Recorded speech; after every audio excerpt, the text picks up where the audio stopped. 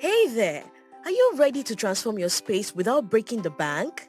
I've got some exciting DIY home decor tips that you can create using items you probably already have at home. Let's dive in and I'll show you how to bring your ideas to life with one simple but fun tip. This is going to be an easy peasy decorating piece that can easily transform your wall or any bare space into something beautiful.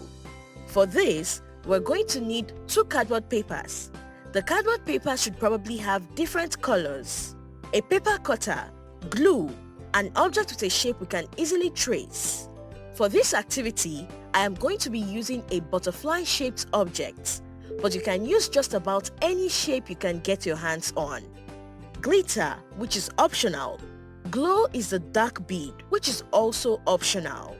Now that we have all our materials, let's begin by tracing the shape of a butterfly onto the cardboard paper.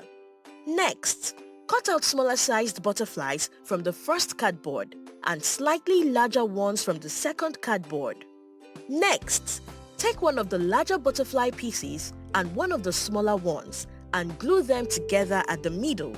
Make sure to only glue the center so that the wings can remain raised, giving our decor the fluttering effect of a real butterfly.